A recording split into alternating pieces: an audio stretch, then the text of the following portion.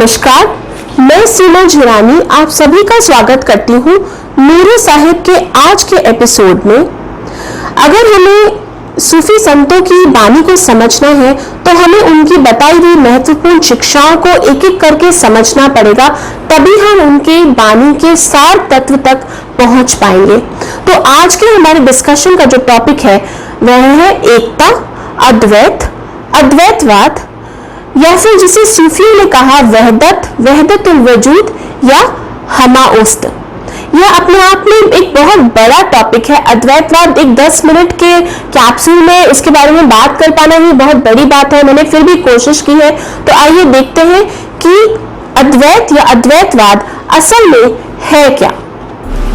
संत मत और सूफी मत का मूल आधार ही यह है कि परमात्मा उस रब के सिवाय दूसरा कोई नहीं है। वहदत का अर्थ है एकता, यानी अस्तित्व की एकता, अर्थात अद्वैत, अद्वैत को देख पाना। सूफी संत हमें समझाते हैं कि सब कुछ वही एक परमात्मा है और सारी सृष्टि और उसमें जो कुछ भी है वह उसी परमात्मा का वजूद है, उसी का प्रसार, उसी का रूप है। भारतीय अद्वैतवाद के अनुसार सारे विश्व को ईश्वर का प्रकट रूप माना गया है। हालांकि उसकी सृष्टि में हर तरफ अनेकता नजर आती है, परंतु इसी अनेकता में भी वह हर जगह मौजूद है, सर्वव्यापक है। आत्मा और परमात्मा असल में एक ही है और एक दूसरे से अभेद है। संत कहते हैं कि परमात्मा सृष्टि के कण कण में समाया हुआ है और स्वयं ही उसकी लीला देख देख प्रसन्न हो रहा है। इसी को संतों ने अद्वैतवाद कहा और सूफियों ने वहदतुल वजूद हमाउस्त कहा। सूफी फकीरों ने इसे 3 तरीकों से समझाया। हमाउस्त यानी उस मालिक से ही सब पैदा हुआ है। हमाउस्त का मतलब सब कुछ वही है और वहदतुल वजूद का मतलब कि सारी सृष्टि और उसमें जो कुछ है वह उसी का रूप है। अद्वैत या वैदत में सारी अनेकता आकर खत्म हो जाती है। अनेकता में एकता को देख लेना ही प्रभु प्रेम का लक्ष्य है। कबीर साहिब कहते हैं, मालिक का सच्चा भक्त या प्रेमी वही है जो अनेकता के पर्दे के पीछे छिपी एकता के दर्शन करता है। उन्होंने कहा, अवन अल्लाह नूर उपाया, कुदरत के सब बंदे, एक नूर ते सब जग उपजा, कौन भले को मंदे। सूफी संत हमें समझाते हैं, कुछ लोग स्वयं को दूसरों से अलग या विशेष समझ अपने आप को कौमों, मजहबों या मुल्कों में बांटकर आपस में झगड़ते रहते हैं, परंतु इससे बड़ा अज्ञान असल में कोई भी नहीं। गुरु अर्जुन देव जी कहते हैं आदि ग्रंथ में, एक पिता एक कस के हम बारक। कबीर साहब भी हमें समझाते हैं, जात पात पूछे ना कोई, हर कह भजे सो हर का होए। यानी जात पात को कौन पूछता है, असल बढ़ाई तो उस एक परमात्मा की ही है। पलटू साहिब ने हमें यह समझाया, पलटू ऊंची जात कोई, जान कोई करे अहंकार, साहिब के दरबार में केवल भक्ति प्यार। अर्थात कोई अपने आप को ऊंचा समझ अहंकार न करे, क्योंकि साहिब के दरबार में केवल भक्ति और व्यापार की भाषा ही चलती है, अहंकार की नहीं। शाह साहिब ने कहा, वहदता कसरत थी, कसरत वहदत कुल, हक हकीकी हेकड़ो, बोलिए बी मौभुल, हु हलाचो हुल, बाइल्लह सनु सजने। अर्थात एकता में अनेकता और सारी अनेकता में वह एक ही है परमात्मा। यही वो अमर अटल सत्य है, इसे तू कभी न भूलना। अल्लाह कसम, यह जो सारा शोरगुल है वह सब मेरे दिलबर का, मेरे सजन का ही खेल तमाशा है। एक और जगह शाह साहिब ने बहुत सुंदर शब्दों में हमें समझाया, वहदह लाशरी लह ही हेकड़ाई हिक, ब्याई खे बख जन विधु से विसरिया। यानी वह परमात्मा एक ही है, उसका कोई सानी नहीं है, यही अटल सत्य है। यह हेकड़ाई यानी एकता ही सत्य है, और जिसने ब्याई यानी किसी दूसरे को द्वैत का, अनेकता का रास्ता पकड़ा, वह अपनी मंजिल से गुमराह हो जाएगा।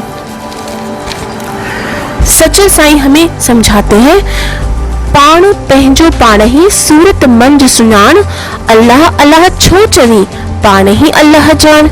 तू ही बुधंदड़ तू ही दिसंदड़, शाहिद आहे कुरान, नाहे शक गुमान, सचू साईं हिकड़ो।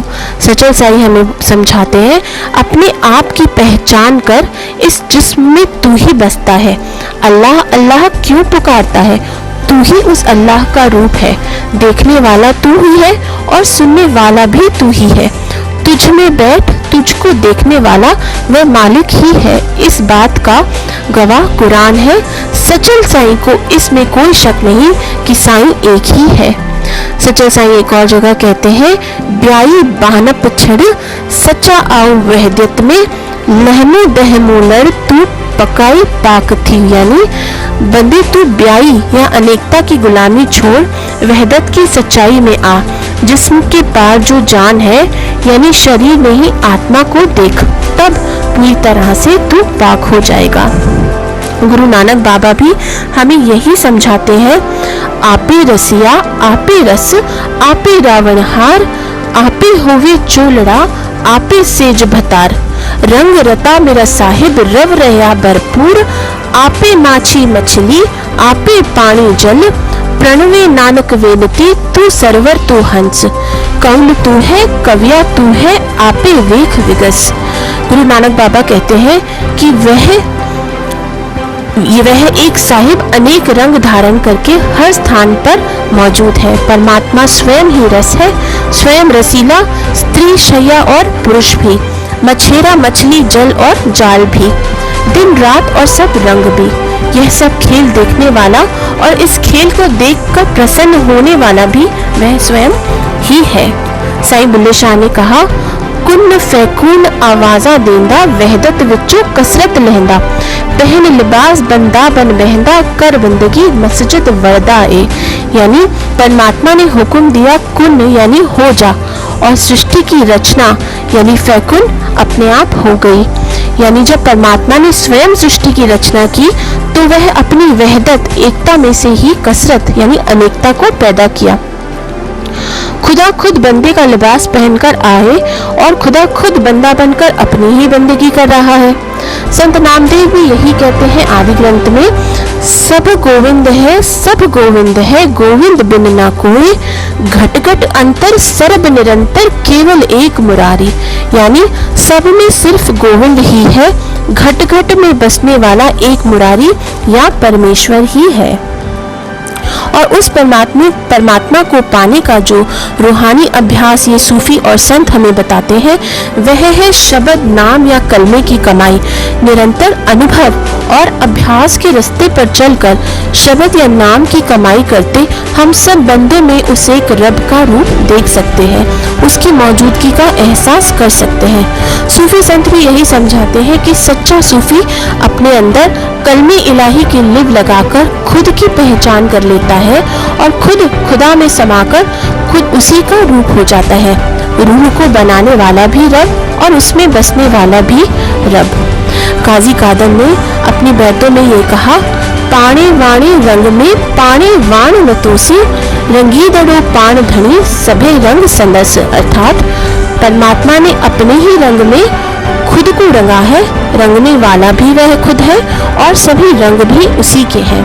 रोहल साईं ने इसी बात को कहा, रोहल वसी रूह में विथीन भाया वार, यानी मेरा रब मेरी रूह में ऐसा समाया हुआ है कि एक बार जितनी भी दूरी मैं नहीं देख पाता हूँ। साईं बेदल फकीर ने कहा, मेरे महबूब है महबूब आ, मुश्ताकन मकसूद सदा हक मौजूद, हमें के हिक जान तो।